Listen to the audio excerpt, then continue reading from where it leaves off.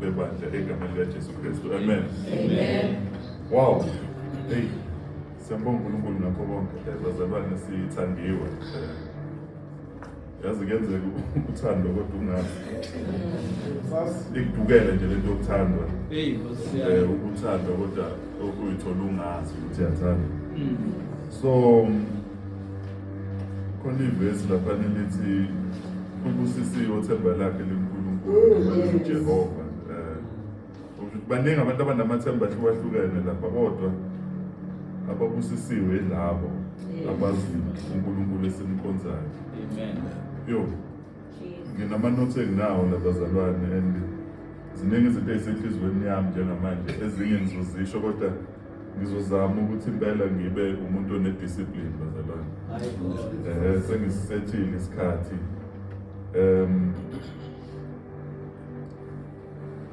Ngemasontweni ambalwa adlule ngithengela abafana bami indobo so kuyodoba. So isonto edlule sihambile sakwelinye idama elikhulu safike sadoba khona. Saba nesikhathi esimnandi impela. Ngenxa yesikhathi-ke angeke ngikwazi ukuchaza ukuthi sibambe ufisha abangani.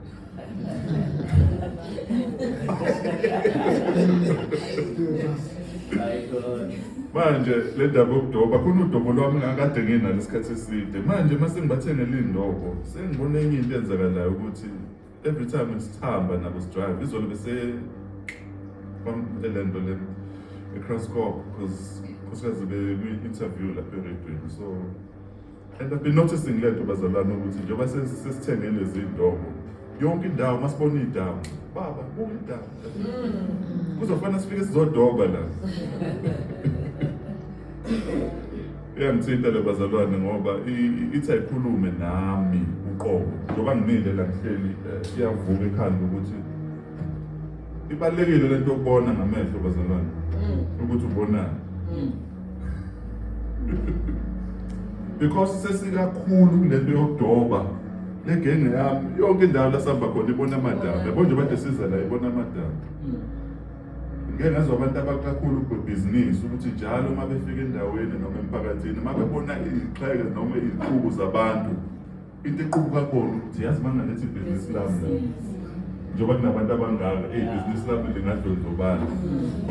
Lento yokubuka ingakho sithola uJesu ngelinye ilanga lithi iBhayibheli wathi umebuka ihlwele zabantu wababona befana nezimvu engenamelusi. Okusho ukuthi yena njengokulambela imphefumulo into yamgqamela kakhulu ukuthi umethu uyafika ubuka abantu ababone befana nezimvu engenaye umelusi. Amen. Awandi ukuthi njengoba silana siyibandla sibukane kulomphakathi. Ngoba yonke into esibukayo la iyona into ezo-aligna nendlela kaNkulunkulu. Ngisakhuluma lento yokubuka bazalwane ebingekho ngisho emanothini nami kodwa umoya ongcwele umethi angigxile kuyona ngizogxila. Ngiyakhumbula amanye ezinye iy'nceke ey'mbili zikaKhoya amasosha sebezoqeda ngabo eBhayibhelini. Uyathuthumela nomunye ngoba ubuka lamasosha phambi kwakhe. Uma ethuthumela inceku kaNkulunkulu iyacela iyakhuleka ethi Nkosi ngicela uvule amehlo akhe ukuze ezobona ukuthi bangaka abantu abangekuthini. Kwase kuyavela ukuthi lona ubebuka ngamehlo enyama ubebuka izinto eziphambi kwakhe ezithusayo kodwa bese ethi uNkulunkulu uvula amehlo akhe kamoya sekwazi ukubonakala ingelosi la ebakakile ukuthi kahle kahle baningi abangakuthini. Ingakho iBhayibheli lithi greater is the one who's on our side than the one who's in the world. Kuyenzeka uJesu abe esesayidini lakho kodwa ungaboni. Ingakho iBhayibheli likhuluma ngokuthi liyangihlupha leli vesi malithi uSathane ufana nebhubezi elibhongayo out there. Yes. Efuna the one he may devour. Yes. Noma zomdwengula lo lento ihleze ingenza ngibe ne-imagination ukuthi malithi izwi uSathane ufana nebhubezi elizulazulayo lifuna labo elingabanaphaza. Kuyaye kwenzeke kube sendaweni ephephile ibhubesi libhonge out there. Yes. Uthuthumele la uyithola usubalele uphume endaweni ephephile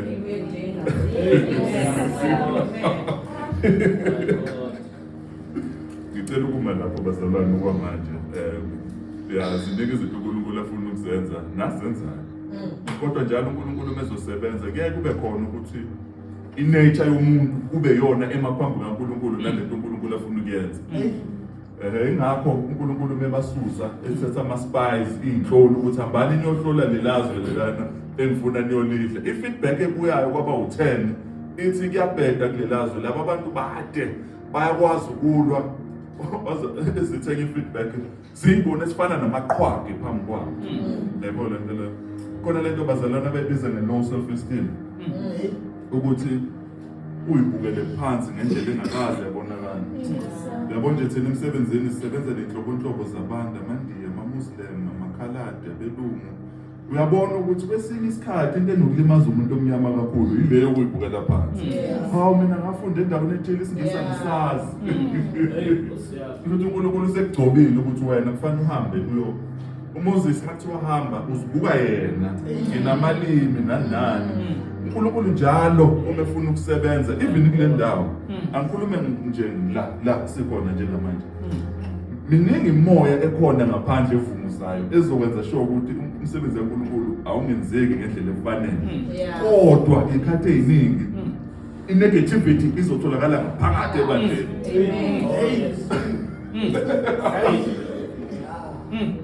Siyasikhale kakhulu ngamazwi esiwezwa ngaphandle kodwa asiyasingawanandi lamazwi aphuma phakathi enkonzweni. Lamazwi abantu abafunda iscripture babe netheology enkulu ezosenza sibe limited sigcine singafikanga lapha nesifike khona. So bengithi akudlule lapho bazalwane ukuthi ubonani ngoba kungenzeka ukuthi uNkulunkulu lokho okukhulu afuna ukwenza wena usufake ne-limitation ukuthi you can't be, you won't be able to do it. Kodwa uNkulunkulu usafuna ukusebenza. So ngizocela ukufundelwa la kwi-program la namhlanje ngizogoqa kwile series esiyenzayo ethi ngingubani. Ziningi izihloko esizibhekile sofocusa kuyona namhlanje ithi ngibiziwe. I am called. Nje mangiqeda namhlanje kungekho kwena ukuthi ube nokuyiqonda ukuthi ubiziwe nokuthi chaza ukuthini ukubizwa. Iyona into engikhulekela yona ke le. Ngizocela uzokwazi ukufundela abase-Efesu chapter 2 uzofunda namavesi awu-3 kuphela. Abase-Efesu chapter 2 sofunda 8 siyibambe lapha ku-10 ebese ngiqhubeka namanothi ami-ke. Ngizocela nje makukhona ozokwazi ukusifundela egameni likaJesu. Amen. Abase-Efesu chapter 2 sizofunda verse 8 siya-10. Siyafunda bazalwane incwadi kwabase-Efesu chapter 2. Isihloko sakhona sithi abezizwe bahlanganyela nabaJuda insindiso yomusa. Verse number 8. Ngokuba ngomusa lisindisiwe ngokukholwa. Nalokhu akuveli kini, kuyisipho sikaNkulunkulu. Akuveli ngemisebenzi ukuze kungabikho ozibongayo. Ngokuba singumsebenzi wakhe kuKristu Jesu, sidalelwe imisebenzi emihle ayilungisela ngaphambili uNkulunkulu kuba sihambe kuyo. Heavenly Father, we just want to exalt your name, manje Nkosi. Lord, you know your church, Father. You know ukuthi kudingakalani ebandleni lakho Nkosi. Baba, ngiyakhuleka njengamanje kukho konke ukuhlakanipha umuntu angakuthola emhlabeni. Ngiyakhuleka njengamanje somanje ukuthi ubeke eceleni kube umoya ongcwele Nkosi ozokhulumisana ney'nhliziyo zabantu Nkosi. Akekho okwazi ukuza kuwe Nkosi ngale kokubizwa kuwe. So Baba siyakhuleka njengamanje even izwi lakho lisazoshunyayelwa. Baba siyakhulekela izwi lakho ukuthi lishunyayelwe ngendlela ezokwazi ukukhipha labo somanje abasemgodini nabasebumnyameni egameni lakho Jesu. Amen. Amen. Siyabonga bazalwane. Yona ngqikithi yami-ke leli verse esifundile njengamanje. Ngiyabonga ukufundelwa kahle kangaka. Ngi-highlightile laphana ezingifunda ufunde kahle kakhulu. Sithi thina sisindiswe ngokukholwa. Ngicela izinze leyo bazalwane, kuthiwa sisindiswe ngokukholwa. Okulandelayo kuthiwa lensindiso yethu isipho. Bese siyaveza ukuthi akuveli ngemsebenzi. Ngakho ngiyazwakala leyo bazalwane. Akuveli ngemsebenzi nangezikhwepha zethu. Engakho iBhayibheli likhuluma ngokuthi asixhumane nomvini. Awutheli ithelo igatsha litheli ithelo kodwa laphana. Igatsha litheli ithelo ngenxa yokuthi lixhumene nomvini. So akukwenzeki ngemsebenzi. Ngithi ngigcizelele le. Ingakho ngiyakhumbula ngifunda uHebrews ukhuluma ngalento ukuthi oqalile umsebenzi kuwe uyakwazi ukufeza. Ngike ngakhuluma ngayo nakwenye indawo ukuthi ake yakunika inkinga ngisanda kusindiswa ngoba ngangitshela ukuthi uJesu umsebenzi wakhe uphela lapha mangisanda kusindiswa. Ebese ngisebenzisa ikhwepha zami yebo. Kanti ithi oqalile okusindisayo akulethe ngala uyena futhi okwazi ukuqhubeka nawe azakufeke phambi kaNkulunkulu u-faultless. So kwesinye isikhathi yasishaya lento bazalwane ukuthi sitshela ukuthi igazi likaJesu lisebenza ngenkathi uphakamisa isandla usindiswa. Uma usufika enkonzweni bese uzama ngekhwepha zakho uyalimala ukwenza njalo awufiki ndawo. Kufanele ube noqondo ukuthi ngisindiswe ngegazi likaJesu. Ukuphila kwami ngentando yakhe akuveli emandleni ami futhi kuvela ngokukholwa ukuthi umsebenzi wezile bazalwane. Bese siyaqhubeka. Maqhubeka lethi sidalelwe imisebenzi emihle. Verse 10 lithi sidalelwe imisebenzi emihle. Iyona into enamandla ke bazalwane.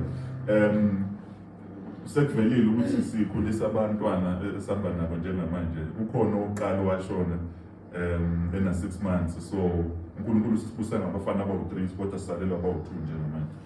Nansi into engifuna siqonde bazalwane. Ngalento esikhuluma ngayo namhlanje yokubizwa. Ngiyayibona njalo uma ngibiza le gang idlala anesu nomhleli. Ingane encane zinokufundisa into enamandla ngoNkulunkulu. Ngiyangithi bangibabiza nje babize kube kanye. Mhleli noma anesu. Iresponse yalezingane njalo bayagijima. Bafike bangena endlini bese beze kumina bethi baba uyangibiza. Bese kuyila ngibatshena ukuthi ngilibabizelana. Cela nibambe leyo bazalwane ngoba mhlawumbe uma ubambe yona kuzokuthini. Bayebethi bedlala bebhizi ngibabize. Mangibabiza abafesane bagijime bazongena endlini ukuthi hayi ngoba besesibizile bagijima beze kumina. Bazothi baba usibizile noma baba umbizile. Okusho ukuthi ithini instruction. Njengoba ungibizile yini ofuna ukukhuluma kimi baba. Lento engikhulumayo isimple kakhulu kodwa yesicashela singabazalwane. Ngoba makuthiwa I am called ngibiziwe. Uthi uJesu uNkulunkulu ukhuluma ngalento nginisuse eGibhithe nganenza isizwe sami ukuze ngizoveza inkazimulo yami kini kunina emhlabeni. So ukubizwa kuhamba nepurpose. Nenjongo. Ukuthi ubizelweni. So uma uzofike ubizwe ebese ufika uzoba comfortable uhlala usofeni. Kanti ubiziwe ukuze uzonikezwe instruction kube khona into ezokwenzeka. We are called bazalwane sibiziwe. Emakuthiwa sibiziwe ke bazalwane uhamba nepurpose. And the letter purpose bazalwane iyalimaza. Uyabona khona izinto uNkulunkulu ayidala kuthina umhlaba ungasibekelwa ifaka kuthina. Siyibona later kuze kube khona abantu abafunda psychology bezocubungula izinto uNkulunkulu ayifaka kuthina. Yabo lento yepurpose. Njengoba uyibona useless. Njengoba uyibona useless, ingoba vele udalelwe imisebenzi kaNkulunkulu. Uma unga-align nomsebenzi kaNkulunkulu khona izinto ezilimalayo kuwena uzizwa uyinto engenasidingo emhlabeni. Ingakho abanye abantu baze bathathe imphefumulo yabo kwesinye isikhathi isuka kulento ukuthi ngizizwa ngingenayo ipurpose. Ngiyaphila nje angazi ngiphelelani. Bese umuntu uyayilimaza. Mangibabiza bagijima baze kumina bathi Deni usibizile bese ngibanika instruction. NoNkulunkulu mekubiza la kubiza khona. Ukubiza uze la bese kunikeza instruction. Amen. Ngisakhuluma ngale instruction mangithi we are called sibiziwe. Enye izinto enokusilimaza ngiyayibuka kakhulu nje umuntu okhonzile ukubuka ama-movie kwesinye isikhathi bese ngiyacubungula not nje ukubuka ngicubungule ngifake nezinto kaNkulunkulu phakathi. Mubuka ama-movie khona abantu ababizwa ngabalingisi abavelele. Yena umuntu oqavile-ke kuleyo movie. Ebese kuba khona abalingisi abasapothayo. Ebese kuba khona nje abantu ongathi amarole abo mhlawumbe ngizokwenza isibonelo ngo-generations because behleze umhlaba umxhwele mhlawumbe ushuthwa isini yase-office lo muntu nje yena umsebenzi wakhe uthi ahlale lapha athabe ngeke aze akhulume lutho umsebenzi wakhe nje ukuthaya omunye nje ukudlula phambi kwekhamera yabo awazi nokuthi uyadlula nje aphinde ame lapha kuphinde kuthiwa usungadlula futhi yabo umsebenzi wabo labo bantu and ngeke ngabuka ama-movie abe powerful kodwa alinyazwa ukuthi awanabo laba bantu laba abama-extras abanama-role anganakekile. Yabona umuntu uzomficela indi ibhasi esitobhini uzutshela ukuthi akayona ingxenye yemuvi kanti uyingxenye yemuvi. But bonke labo bantu banendima ebalulekile uma sekuphothulwa imuvi kuthiwa ihambe kahle ukuba ngisho umuntu ade edlula phambi kwekhamera uthi yazi indlela odlule ngayo phambi kwekhamera akunakekanga nokuthi uya-actor bongazuthi nje yabo. So usathana uma ezosilimaza uzosivezela ongazuthi abantu ababalekile esontweni abantu abashumayelayo. Kube ngazuthi uma ungakazi ubambe le microphone awubalekile. Kube ngazuthi abantu ababalekile lo muntu oprofetayo noma lo muntu lo okwazi ucula kahle. Awu thina Nkosi yami singakwazi ucula besingakazi senze lutho esontweni. Kube ngazuthi asibalekile kanti ukuma lapha eminyango ubingelela abazalwane. Yabona abazalwane ngikhumbula ngisamfundi lapha e-UKZN ngivakashele One Life because bengikhonza kwenye indawo. Ngivakashele One Life ngigqoke ikhindi nomphaqa ngenkonzweni ebusuku. Kukhona ikhehla lomlungu, akukhona abantu ababeseva lapha eminyango. Ngiyakhumbula elinye ikhehla lomlungu lingibizele eceleni ngihamba nabangani bami nje ngiyihlekela nginganakile. La ngibizele eceleni liyi-Asha lathi mfana wami angazi ngizoyibeka kanjani lento but ngicabanga ukuthi uNkulunkulu khona into ayibekile ngawo ngendlela omoyizela ngayo. Ngicabanga ukuthi uNkulunkulu ufuna ukuyisebenzisa indlela omoyizela ngayo ukuthi iministry kaNkulunkulu i-impact impilo zabantu yabo. Ngingadungela ngathi hawu ukumoyizela kahle sekungayinto uNkulunkulu angakwazi ukuyisebenzisa. Yazi kuyenzeka ube lapha eminyango kufika umuntu osindelwa la. Ufika umncomo uthi wazi wagqoka kahle. Umuntu uthi usakaza nconywa ngaphambilini before ngekathi uncoma kube khona izinto ezehlayo kuyena because uNkulunkulu mesi-anointa aka-anointi kuphela abantu abamala u-anointa ngisho umuntu opakisha ihlalo ukuthi indlela opakisha ngayo ihlalo ngithi ngihlala kube khona lento because umoya kaNkulunkulu nomuntu oshanelayo indlela oshanela ngayo awushaneli ugrampi ushanela out of love. So ngisho ukuswipha we are all called. Ngisho uklina ama-toilet, ngisho uklina amawindi, ngisho wenzani enkonzweni, ngisho ngathiwa wenza idekho. Hayi mina vesela esontweni angincoma, sisebenza sibehambile abasiboni. uNkulunkulu uyabona. We are all called. Uma ungayibamba leyo namhlanje ukuthi sonke sibiziwe, akekho umuntu obizwele ukuthi afike ahlale esontweni alalele izwi ahambe. Ahlala wonke umuntu ukuze uNkulunkulu ashintshe umphakathi wale ndawo. Sonke sinama-roles. uNkulunkulu uthe umesibiza wasibiza kwane-purpose, kwanenjongo, kwanama-responsibilities. Wasinikeza ne-empowerment ukuthi sikwazi ukuya out there siyosenza umsebenzi ofana siwenza.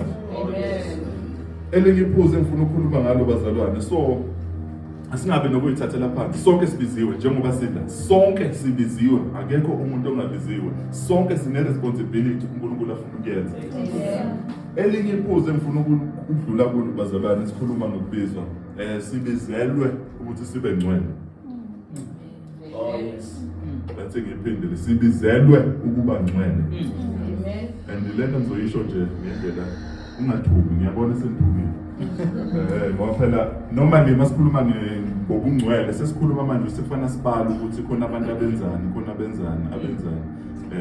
mawukuthi mhlambe khona izinto abantu abaqhuzuka kuzona mina ngiqhuzuka kuzona ebese ngiya kakhulu kuzona. Ngiveza ukuthi hey mina engiphuzayo ngoba ngiyazi ukuthi hayi mina uNkulunkulu kukhona okunye ngibambeka kukho kodwa lokho angibambeki kukho bese ngigiya kakhulu kukhona kube ngathi manje ngigcwele mina ngoba lokhu okubamba abantu publicly akungibambe mina. So ingakho indaba yokungcwele angifuni ukushumayela kakhulu ngayo kodwa indaba yokungcwele yake yangilimaza ngumfundi because ngisase high school benginga-understand yabo igenge bebamba ama-microphone imemeze nginsizwa tsiki tobi yabo ngisilisiwe yabo and yangithi uma ngiyibuka lento abanye masikhuluma nabo sibabuza ngensindiso ngibona ukuthi cha okunye kwakho ungathi uspayisiwe nabo abazalwane bengasangizwa kuyenzeka indaba yensindiso ibe nokuspayiswa nendaba ye-holiness ingabe saba nokuba real. Ingakho omunye uma ekhuphuka entabeni bewuthi uJesu enza isibonelo ngamadoda awuthi wakhuphukela entabeni omunye uthi hey mina Jesu ngimsulwa angikwenzi ukuthi omunye uyakhuleka ukuthi inkosi mina ngiyisoni ngenza ukuthi nokuthi uJesu lo ongathi umkhuleko wakho unamandla kunomunye ngoba uyazibona ukuthi uba kuyenzeka ukhulume ngeholiness ungaziboni ukuthi uba so angikhulume kanjena ngeholiness kuzo zonke izinto ongazizwa ngeholiness kakhulukazi ngisamncane khona izinto umuntu ayizizwa ukuthi ngifila kanje kumfana uthi ukhuluma nomuntu osindisiwe uthi hayi ayenzeke nje lonto uma usuJesu kanjani oh wow okay yangidileya lonto ngaze ngafika estage la ngi-understanda khona ukuhamba noNkulunkulu ukuthi kanjani and ngathi uma ngi-understand lonto ngasindiswa so kungenzeka kwesinye isikhathi ukuthi your portrayal of holiness ivimba abanye abantu ukuthi bangenzi uNkulunkulu ngoba manje ukhuluma ngento ngisho ngoJesu angazakwazi angakhulumi ngayo. Hey Nkosi yami, my God. So masikhuluma ngeholiness nansi into engifisa si-understand ngeholiness ingqikithi ye-holiness next time uze umuntu ekhuluma ngeholiness ikhuluma ngokuba set apart. That is the definition ye-holiness. The definition ye-holiness ukuba set apart. Makuthiwa le microphone is set apart ukuthi isetshenziswe la enkonzweni kuphela kusho ukuthi ngisho ngathiwa kunentende kunomcimbi ngale le mic angeke izi-ear cause it's set apart from this place. uNkulunkulu uma ekhuluma ngeholiness ukhuluma ngokuba set apart ukuthi wena sengihlukanisile nezwe you have been set apart ukuthi wena usuzosetshenziswa for my kingdom not for any other thing. Ingakho eBhayibhelini sithola indaba enamandla lapha nabafana abawu-3 uDaniel, uMeshaki, uAbednego nabo bonke. Inkosi ifike eba-ofarisha ukudla tafula elidekiwe inkosi ifuna ukubanikeza ukudla bayasha abafana ukuthi hayi thina siyacela abantu ukuthi singakudli lokudla sicela ukudla kwethu kuseceleni and then badla lokho kudla kwabo laba abanye babekhethweni nabo baqhubeka bakudla lokudla kuthiwa few days later laba aba-refuse ukudla lokho kudla they were found to be 10 times better than the rest. Babe set apart bangakwazi ukindulge ey'ntweni ey'thile. The reason why ungazenzi izinto ey'thile is because you've been set apart. It's not because you're in power. Amen. Oh yes, my God. Oh yes. It's not because you're in power yokuvimba izinto ey'thile zingenzeki kuwe. It's because you've been set apart. And mawukuthi si-set apart kuwumusa. Mawukuthi ugqoka lezi mpahla engiyigqokile kuwumusa. Angikwazi ukuthi uma ngiphuma lapha ngibona umuntu ongagqokile bese ngihlekisa ngaye. Ngoba nami khona umuntu ongiprovidile ukuze ngibe nalezi zinto lezi. So asikwazi ukuthi sabazalwane sibe abantu abanefuba ezikhulu. Sizivimba abantu ukuthi bangene enkonzweni ngoba manje sibheke kakhulu ukuhlulekeni kwabo. Kanti futhi siyakhohlwa ukuthi vese uma ungekho kuJesu uzohluleka. So laba kufanele sibakhande baze bakwazi ukuthi ngilahle umhlaba wonke but the church is loving me and because of that akwazi umuntu ukuthi azongena enkonzweni. Amen. So we are called to be set apart. Lena yokuba set apart isangilimaza because khona izinto uNkulunkulu abengitshengisa zona yabo. Uthola abantu bazokhuluma ngama-shows athile kube nalento ukuba intrigued ukuthi ngifisa ukuyibuka lento bese yafika uNkulunkulu yathi ungahamba uyibuka le show kodwa nazi izinto ezizokwenzeka.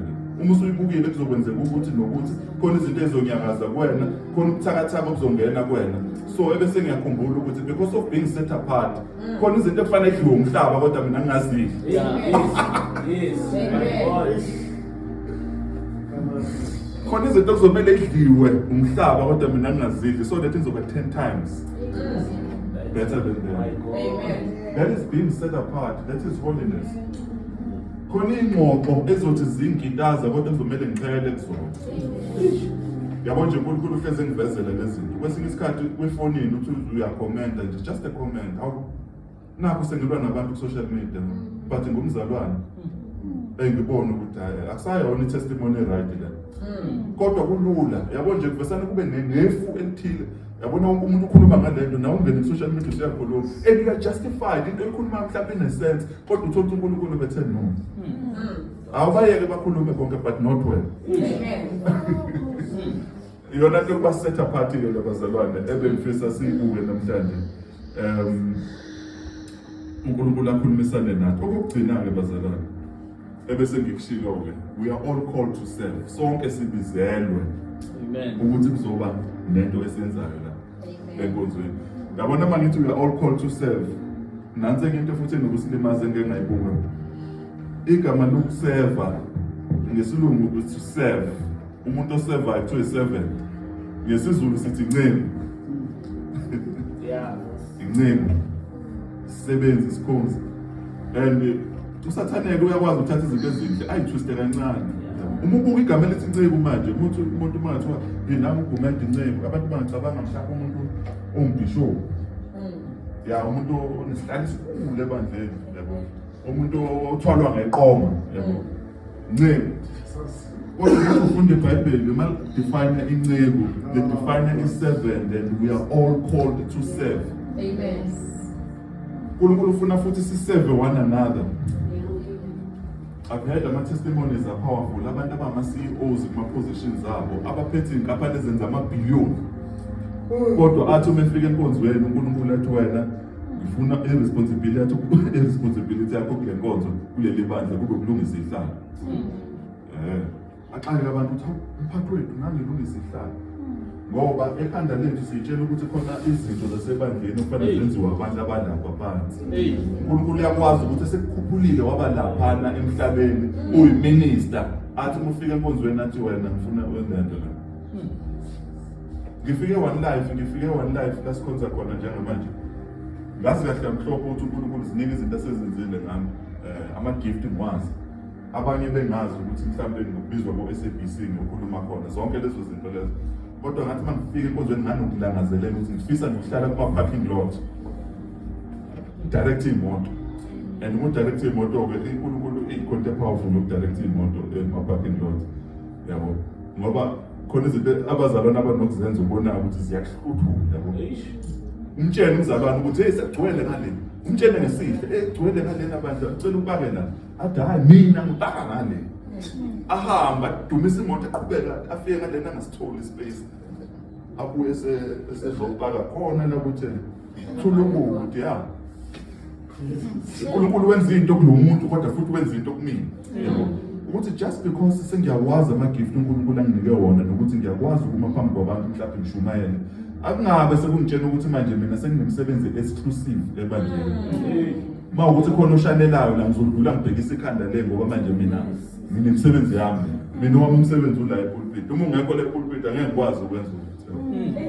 so uma kuthiwa we are called to serve one another lento isimple kodwa iyasicashela uthini uJohn mebona uJesu uthi angifanele ngisho ukubopha intambo zecathulo zakhe ebona uJesu athi uJesu hayi no uzongibhabhadisa ekubona ukuthi hayi kunzima kule ndoda kodwa uJesu uthe no uzongibhabhadisa agcina seyibamba lento ngoba ngemvumo yakho uJesu ambhabhadisa ngoba uyayiqonda ukuthi mina nginalo hawu ama-servants wona abopha icathulo uthi lona mina ngifanele ngisho ukubopha intambo zecathulo. Amen. Uma sezohamba uJesu emhlabeni uyababiza ubahlalisa phansi uthatha ubheseni gaxethawula lakhe uthatha ubheseni ubawashe inyawo and bayakhala ukuthi akwazi ukwenzeka lokho indodana kaNkulunkulu uJesu iwashe thina because bayazi ukuthi that thing kwi-culture yabo umsebenzi wawubekelwe umuntu phansi kakhulu ebese kuthi uNkulunkulu athi yena mina ngizokwenza ngiwuNkulunkulu angazi bazalwane mhlawumbe kuthiwa iplanethi yethu leyo umhlaba incane kakhulu kunawo wonke lawo amanye ingakho uDavid uthi uma ecabanga ebuka zonke lezi aka understand why thina sibalekile uNkulunkulu esivaluisha kanje so kuzo zonke lezi uNkulunkulu emkhulu kangaka but bazalwane khona enye iplanethi kuthatha mhlawumbe 6 months i-spaceship lesi sinamandla esigijima ngale ndlela kuthatha 6 months ukuthi sihambe siyofika kuleyo ndawo. Mkhulu umhlaba esiphila kuwo uNkulunkulu awudalile, but emkhulu enjalo wakwazi ukuthi ehle esihlalweni sakhe sobukhosi ezowasha iy'nyawo zabantu. uJesu ukwazi ukwenza lento thina sihlulwa yini. Ingakho-ke kubalulekile siyasibona abantu bebakhulu bengama-minister bewa-CEO uma befika ebandleni kodwa baba naleyo nto ukuthi ngiyinceku. Iziphi iy'dingo zakho uNkulunkulu afune ngiyiseve namhlanje ebandleni? Because we are all called to serve one another. Khona iy'dingo zakho uNkulunkulu aseyifakile endulo nesixazululo kimina ukuze ngisize wena. But uma ngizofika la enkonzweni ngihlale ngilalele uma ngiqeda bese ngihamba nexazululo zabantu abakhuleka la ebandleni befuna izisombululo bangayitholi. Sesiyagoqa bazalwane. Kuningi uNkulunkulu akushoyo but angazi ukuthi uthini kuwena. uSathane angifuni ukuba ngathi ngipraise uSathane but uyaspecialize ekutwisteni izinto. Baze bakuncome bathi yazi wena ngendlela obaluleke ngayo leli bandla mangasuka wena leli bandla linafa. Kanti ibandla likaJesu leli bandla lidizayiniwe ukuthi lingadrive ngokuthi ubani ukhona, lidrive ngokuthi uJesu ukhona empilweni yakhe. Ucela siphakame bazalwane sisizovulela.